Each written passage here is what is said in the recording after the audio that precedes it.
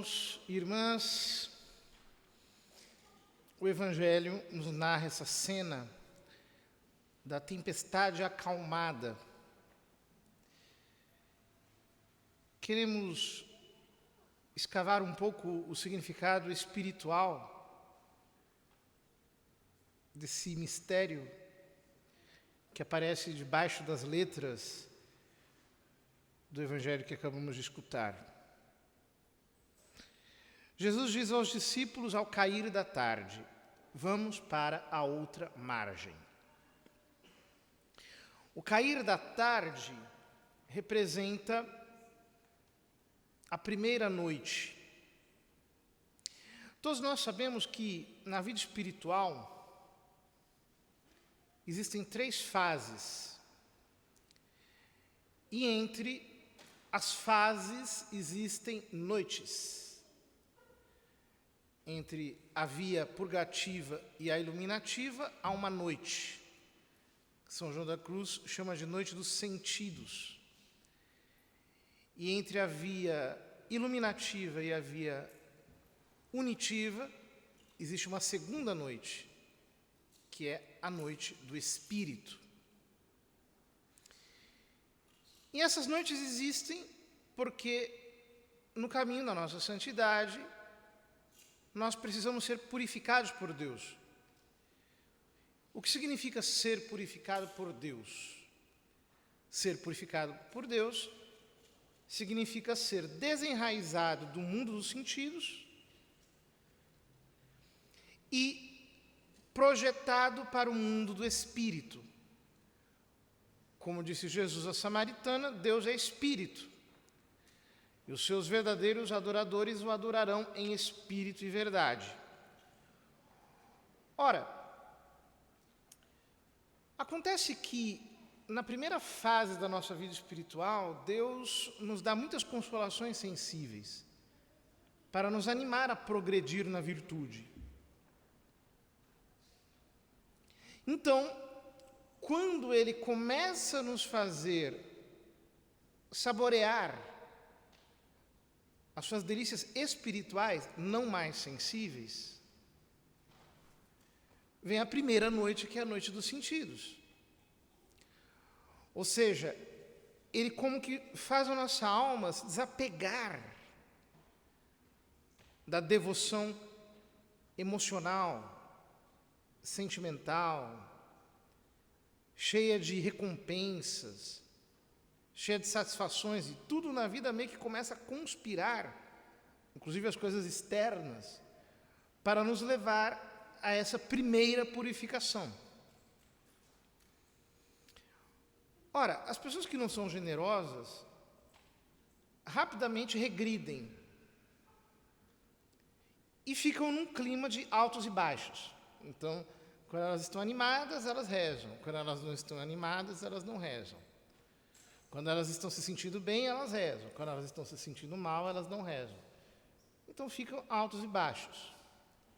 São João da Cruz diz que é como uma alma que tivesse que sair do Egito e quando ela começa a encarar o deserto, ela volta atrás. Ela não tem coragem de enfrentar o deserto que vai levá-la à terra prometida.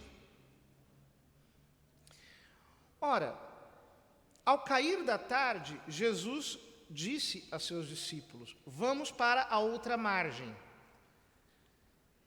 Ou seja, a própria graça nos convida a uma transição na nossa vida interior.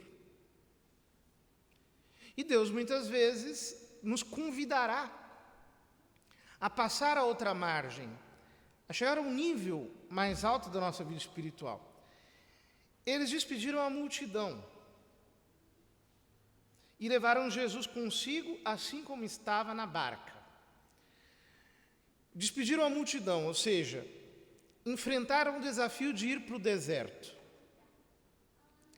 E levaram Jesus tal como ele estava. Ou seja, a nossa alma precisa atender ao convite de Cristo no momento em que Ele nos convida a passar para outra margem. Quando nós somos retardados no sentido de atrasados, e nós deixamos o convite do Senhor passar por nós, frequentemente nós não aproveitamos aquele impulso sobrenatural que nos é dado por Deus. Havia ainda outras barcas com ele. Estas outras barcas podem significar os nossos sentidos, que seguem o impulso da graça, assim quando nós nos entregamos a Cristo verdadeiramente. Todo o nosso ser como que se concentra em Deus. Então nós começamos efetivamente a entrar numa oração sobrenatural, em que já não temos mais a atenção às demais coisas, às embarcações. Os nossos sentidos não estão como que cada um direcionado para um objeto. Nós nos endereçamos para o mesmo objeto, que é Cristo. Começou a soprar uma ventania muito forte. Essa ventania são os primeiros impulsos da oração infusa. E as ondas se lançavam dentro da barca, de modo que a barca já começava a se encher.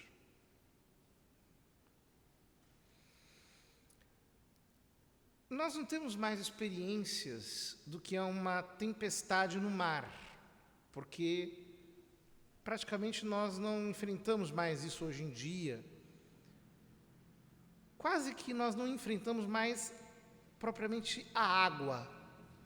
E não sabemos a violência e a insegurança que a água traz consigo. Mas o mar não tem solidez.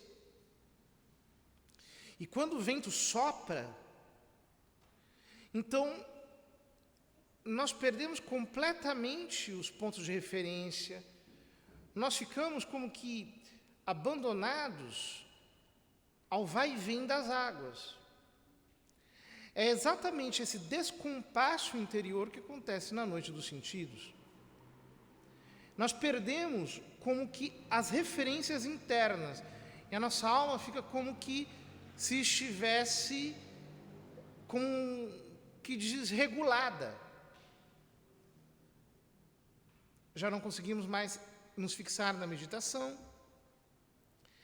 Há como que um desgosto generalizado sobre todas as coisas, uma certa secura, uma aridez contínua, que sobrevive, porém, com um grande desejo de amar a Deus, com um desejo intenso de estar unido a Cristo, aconteça o que acontecer. Jesus estava na parte de trás, dormindo sobre um travesseiro. Essa é a impressão que a alma tem nesse momento. Parece que Deus está como que dormindo, porque ela não percebe a sua presença e não nota mais a sua atividade. Não que ele não haja, é mais ou menos como alguém que está dormindo. Você não está morto, mas a atividade se reduz, a atividade externa se reduz. Ela não é mais aparente, ruidosa. Há vida, mas essa vida está como que recolhida e quase que imperceptível. Então a alma fica aflita, pensando que Deus a abandonou, que ela está sozinha. Parece que ela é invadida pelas suas próprias fraquezas. Ela percebe que ela é uma espécie de barquinho no meio do mar imenso. Ela vê a sua fragilidade, o seu quase nada. É como que rompida pela violência do vento e das ondas. Os discípulos o acordaram e disseram: Mestre, estamos perecendo e tu não te importas? Esta é a oração de uma alma que está no escuro da primeira noite. Senhor, me faz passar por esta noite para que eu possa provar da intimidade contigo. Há como que em mim uma inquietação que subsiste como que desconexa de uma profunda profunda paz que há lá no interior do meu coração, mas que quase eu não consigo perceber por causa da violência exterior dos meus sentidos que me dilaceram. O meu ser quase que se rompe. Não te importas que eu pereça? Ele se levantou e ordenou ao vento e ao mar: silêncio, cala-te. É o que acontece quando, passando pela noite, Deus se levanta em nossa alma e nos conduz à oração de recolhimento.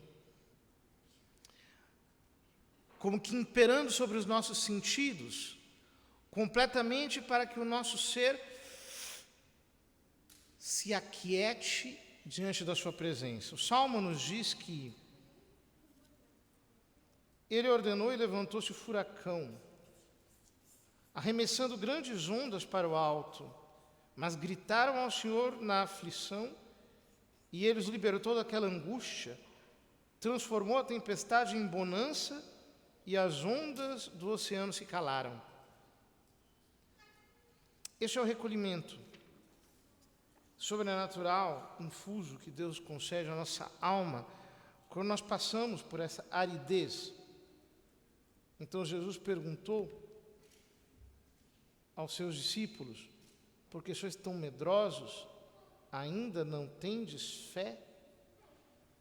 Eles sentiram um grande medo e diziam uns aos outros: quem é este, a quem até o vento e o mar obedecem? Não há nada como quando Deus toma o controle sobre a nossa alma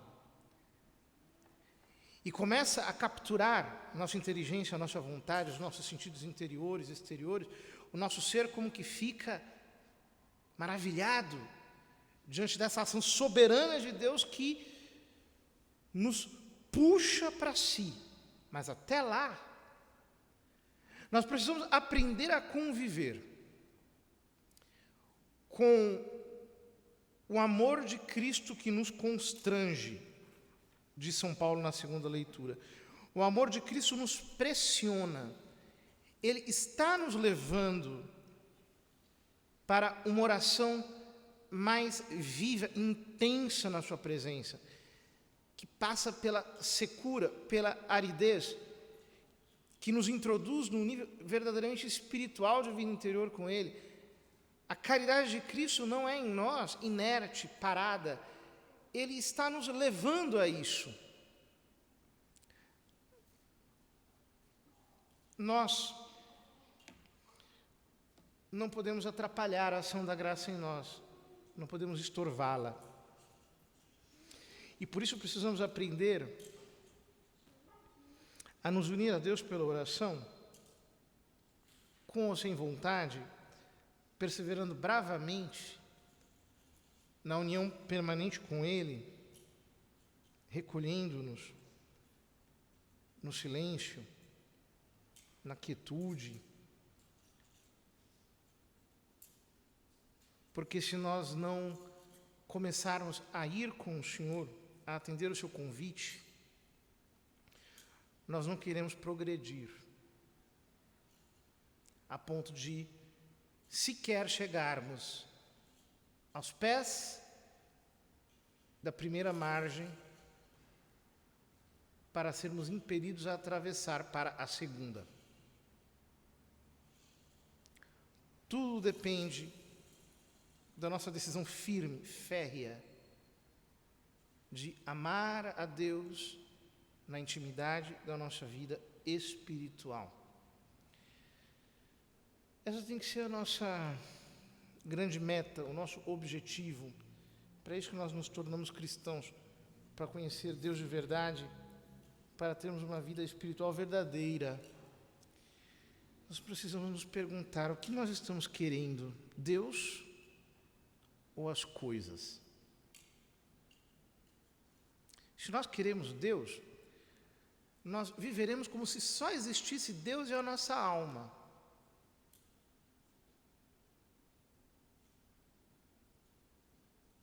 E saberemos entregar aquilo que nos aflige para Ele. Senhor, tu sabes tudo. Eu não quero perder o meu foco. Meu foco és tu. O resto, por mais importante que seja, é secundário. Amarás o Senhor teu Deus de todo o teu coração, de toda a tua alma, com todo o teu entendimento, com todas as tuas forças. Este é o primeiro e o maior mandamento. E ao próximo como a si mesmo. Este é o segundo mandamento, semelhante ao primeiro. O primeiro é amá-lo. Amá-lo significa priorizá-lo, tê-lo no nosso foco e permitir que a graça haja em nós. Veja, a graça divina é uma realidade. Uma realidade do mundo real mesmo. O que eu quero dizer é que ela é uma ação efetiva sobre a nossa alma. Não é uma espécie de poesia que nós criamos para justificar. Não, não. Jesus Cristo está vivo e Ele está agindo sobre nós pela sua graça. Efetivamente. Através dos sacramentos e da oração. Ele está agindo em nós. Mas, se nós não nos decidirmos a parar de dar atenção a essas 1001 coisas que o diabo inventou para nos manter cativos e concentrarmos a nossa atenção no Senhor, não adianta. Nós iremos ficar administrando os problemas que o diabo inventou para nos afastar de Deus. Passaremos a vida inteirinha assim. Quando, na maior parte das vezes, se nós dizemos, Senhor, eu quero me esquecer de estar nas tuas mãos, eu vou rezar, vou me ocupar contigo, as coisas até se resolvem sozinhas. Por quê? Nós não temos poder sobre as circunstâncias, só Deus tem poder sobre elas. As ondas, quem que vai conseguir controlá-las? Quem que vai conseguir pilotar os ventos, o mar? Ninguém. Mas quando nós deixamos a tempestade de lado e vamos até o fundo da barca, aonde está o Senhor, ali começa a haver a mudança, inclusive das coisas externas. Mas é preciso que eu deixe as coisas externas e que eu me concentre sobre Ele. Então eu encontro novamente o meu ponto de equilíbrio, meu ponto de apoio. É Ele. Não são as coisas que estão do lado de fora. Vamos pedir ao Senhor que nos conceda essa sabedoria. Então nós vamos parar de dar cabeçadas e de nos concentrar na essência, naquilo que é o mais importante.